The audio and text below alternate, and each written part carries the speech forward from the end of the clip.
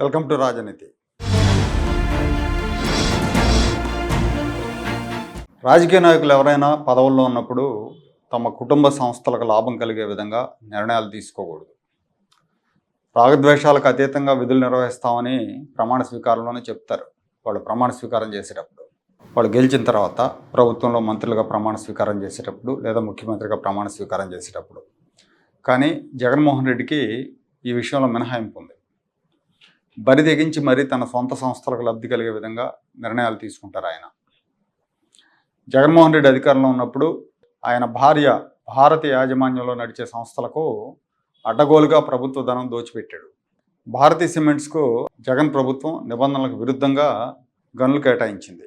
అలాగే భారతీ సిమెంట్స్ నుంచి ప్రభుత్వం నిబంధనలు అతిక్రమించి మరీ అత్యధికంగా సిమెంట్ కొనుగోలు చేసింది. 165 కోట్ల రూపాయలు ఈ కంపెనీకి చెల్లించింది.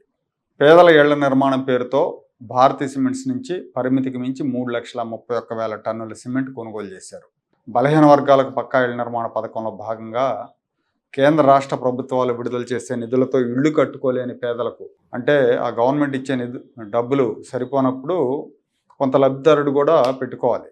అలా పెట్టుకొని నిర్మించుకోలేని వాళ్ళకి రాష్ట్ర ప్రభుత్వమే ఇళ్ళు నిర్మించిస్తుందని జగన్మోహన్ రెడ్డి అప్పట్లో హామీ ఇచ్చారు. దాని ప్రకారం దాదాపు 3.5 లక్షల మంది లబ్ధిదారులకు హౌసింగ్ కార్పొరేషన్ ద్వారా ఇళ్ళు నిర్మించకుండా ప్రభుత్వం వైసీపీ నాయకులకు ఆ పనులు అప్పచెప్పింది. అప్పట్లో వీళ్ళు ఏం చేశారంటే ఇళ్ల పనులు పూర్తి కాకుండా మొదలు కాకుండానే కేంద్రం నుంచి వచ్చిన రాయితీలను అడ్వాన్సుల కింద తీసేసుకున్నారు.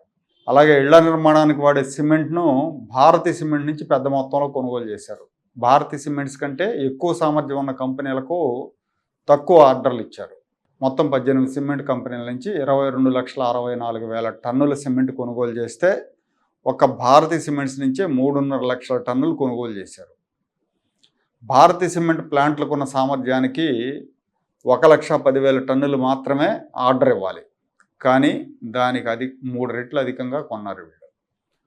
అలాగే ముందుగా నిర్ణయించిన ధర కంటే టన్నుకు ఇంకో 60 రూపాయలు అదనంగా చెల్లించారు.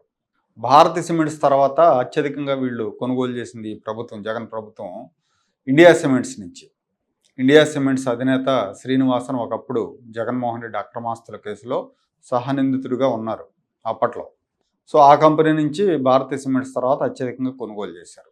తన కంపెనీకి, తన మిత్రుల కంపెనీలకు ఆర్థిక లబ్ధి చేకూర్చడానికి జగన్ ప్రభుత్వం నిబంధనలు పాటించలేదు. ఇవి కాకుండా భారతీ సిమెంట్స్ గనుల లీజులు ఇచ్చారు. అది కూడా కేంద్ర ప్రభుత్వం రూపొందించిన నిబంధనలకు విరుద్ధంగా ఇచ్చారు.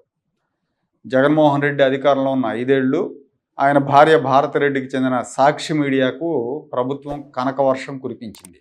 ప్రభుత్వ ప్రకటనల రూపంలో సాక్షికి 403 కోట్లు ప్రభుత్వ ధనం దోచిపెట్టారు.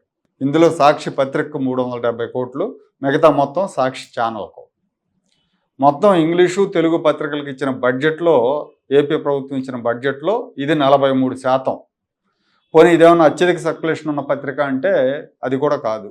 ఈనాడులో సగం కంటే కొంచెం ఎక్కువ సర్క్యులేషన్ ఉంటుంది సాక్షికి. అలాగే గ్రామ, వార్డు సచివాలయాల్లో సాక్షి పేపర్ వేయించుకోవడానికి నెలకు 200 చొప్పున 7.5 కోట్లు ఇచ్చింది ప్రభుత్వం.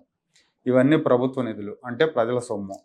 ప్రజల సొమ్ముని భారతిరెడ్డికి దోచిపెట్టాడు జగన్మోహన్ రెడ్డి. జగన్ 5 ఏళ్ల పాలనలో భారతిరెడ్డికి నేరుగా జరిగిన మేళ్ళు ఇవి.